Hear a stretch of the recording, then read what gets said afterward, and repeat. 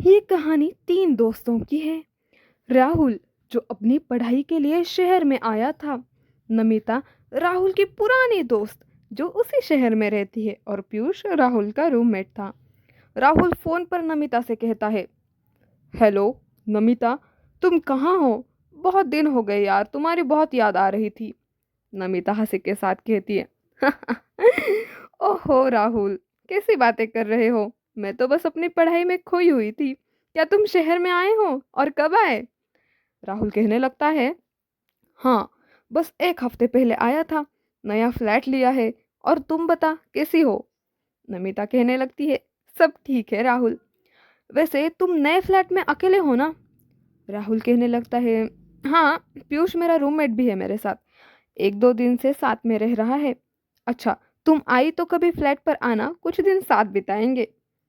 नमिता थोड़ा हेजिटेशन के साथ कहती है, मैं आऊँगी, लेकिन सुनो, तुम्हारा फ्लैट थोड़ी अजीब सी जगह पर है, पुराने इलाके में। मुझे तो अजीब सा लगता है वहाँ का माहौल। राहुल मुस्कुराते हुए कहता है, नहीं यार, बस तुम सोच रही हो। सब ठीक है, कभी शाम को आओ फिर देखो। रात का वक्त है। राहुल और पीयूष अपने फ्लैट में बैठे हुए हैं। पीयूष चाय के कप में घूंट लेते हुए कहता है, यार राहुल, ये फ्लैट मुझे थोड़ा डरावना लगता है। हर रात कुछ अजीब आवाजें सुनाई देती है। राहुल हंसी के साथ कहता है, तुम भी यार डरपोक, कुछ नहीं है, बस हवा की आवाज होगी। पुराने घरों में अक्सर ऐसी आवाजें आती रहती हैं। पीयूष कहने लगता है, हाँ हो सकता है, पर मुझे लगता है ये आवाजें रात के अंधेरे में कुछ अलग होती है। कभी तुमने ध्यान से सुना? राहुल मुस्कुराकर कहता है, तुम भी। मुझे तो लगता है तुम्हें सिर्फ डर लग रहा है। मैं कुछ नहीं सुनता। अगले दिन रात के वक्त नमिता फ्लैट पर आती है। नमिता कहती है, राहुल, ये क्या है?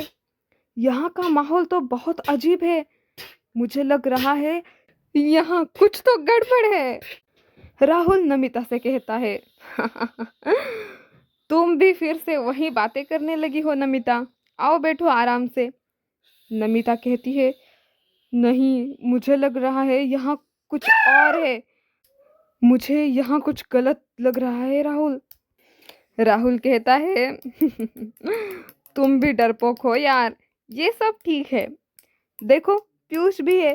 तुम्हें हमें डरने की कोई ज़रूरत नहीं। नमिता कहने लगती है, राहुल, तुम मुझे यकीन दिला रहे हो, पर मुझे कुछ तो अजीब सा लगता है। ये घर तो जैसे खुद में एक अजीब सी चुप्पी है, मानो ये हमें देख रहा हो। और यहाँ पे थोड़ी अजीब सी आवाजें भी आ रही है, तुम ध्यान से सुनो। शाम का वक्त आता है। पीयूष कमरे में अकेले बैठा है और एक अजीब सी आवाज सुनाई देती है। पीयूष उस आवाज को फिर से ध्यान से सुनने लगता है और फिर से उसे वही आवाज आने लगती है। पीयूष कहने लगता है, शायद राहुल ने सही कहा था, कुछ नहीं है। पर ये आवाजें कैसी है? नहीं, नहीं, नहीं, ये सिर्फ मेरे मन का वहम है। नहीं, यहाँ कुछ नहीं है। ऐसे करके पीयूष खुद को दिलासा देता है। वो चुपचाप अपने कमरे में बैठा रहता है। अचानक दरवाजे का आवाज आता है। पीयूष जोर से चिल्लाता है, राहुल, राहुल, ये क्या हो रहा है? जल्दी आओ। राहुल दौड़ता हुआ उसके कमरे में आता है। राहुल पीयूष को घबराया हुआ देख के कहता है, क्या हुआ राहुल? क्यों चिल्ला रहे हो यार? तुम ठीक तो हो? पीयूष हाँफते हुए कहता है, यार, मुझे कुछ सुनाई दे रही है आवाजें। ये घर तो बहुत डरावना है यार। दरवाजा अचानक बहुत जोर से बंद हो गया और अंदर से अजीब सी आवाजें आ रही है। सुनने की कोशिश करो। राहुल हंसी के साथ कहता है, तुम डर रहे हो बस, कुछ नहीं है, मैंने कहा था ना। पीयूष फिर से कहता है, नहीं यार, कुछ तो है, ये सब नहीं हो सकता। उस रात तीनों लोग दूसरे कमरे में जाने लगते हैं। तभी अचानक एक आवाज सुनाई देती है, तुम सब जा चुके हो। तुम सब जा चुके हो। पीयूष कहने लगता है, ये आवाज़ कहाँ से आ रही है? ये क्या हो रहा है? नमिता कहने लगती है, राहुल, मुझे डर लग रहा है। क्या तुम सुन रहे हो ये आवाज़ें? राहुल भी चिंतित होकर कहता है, हाँ, ये आवाज़ें तो कहीं और से ही आ रही है। तभी कमरे में बत्तियां जलती है और अंधेरा हो जाता है। तीनों लोग घबराए हुए हैं। पीयूष कांपते हुए कहता है, ये कुछ नहीं हो सकता। राहुल, तुम्हें क्या लग रहा है? इस घर में कुछ है जो हमसे छिपा है। नमिता कहने लगती है, हो सकता है कि यहाँ कोई आत्मा हो या फिर कोई बुरी ताकत जो हमें देख रही हो। मैंने पहले भी कहा था, ये जगह सही नहीं है। कमरे में एक कटा हुआ सन्नाटा छा जाता है। तभी अचानक एक और आवाज सुनाई देती है जो कमरे को इको करती है। तुम सब मुझे कैसे छोड़ सकते हो? मुझे यहाँ अकेले छोड़ गए। अब मैं तुम्हें नहीं छोड़ूंगी। राहुल हैरान होकर कहता है, ये आवाजें कहाँ से आ रही है? अचानक फ्लैट का दरवाजा खुलता है। अचानक एक डायन का साया उनके सामने आता है। तीनों डर के मारे चीख उठते। नमिता कहने लगती है, ये क्या है राहुल? मुझे नहीं लग रहा कि हम यहाँ सुरक्षित हैं। पीयूष भी घबराते हुए कहता है, हम कहीं भाग क्यों नहीं सकते? यह जगह हमारे लिए मौत का कुआं बन चुकी है। चलो यार, भागो यहाँ से।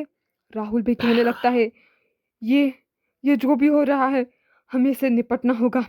हमें पहले इसके बारे में जानना होगा, पर सबसे पहले यहाँ से भागो। और इस तरह वो सारे लोग वहां से भाग जाते हैं। आखिरकार राहुल और पीयूष ने उस पुराने फ्लैट के बारे में कुछ जानकारी जुटाई और उन्होंने पता लगा कि इस घर में एक बुरी आत्मा फंसी हुई थी और अब वो सबको अपनी मौत के बारे में बताने के लिए फ्लैट में कैद करने वाली थी। तभी नमिता की आंखों में आंसू आ जाते हैं। हमें ये घर छोड़ देना चाहिए। ये जगह हमारे लिए ठीक नहीं है। ये जगह हमें मरने के लिए बुला रही है।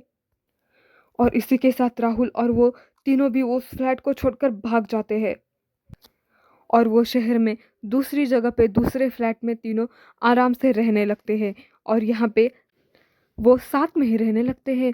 और ये जो उनके साथ वाक़यात हुआ वो आज तक नहीं भुला पाए हैं। तो दोस्तों, इस कहानी से हमें यही सीख मिलती है कि कभी कभी हमें अपने आसपास की चीज़ों को लेकर सचेत रहना चाहिए, क्योंकि कुछ ऐसी चीज़ें होती हैं जो हमारी समझ से बाहर होती है और वे हमारे जीवन को हमेशा के लिए बदल सकती है। जैसे कि ये तीन दोस्त आज तक उस वाक़यात को नहीं भुला पाए, वैसे आज ये अलग जगह खुशी खुशी रह रहे हैं।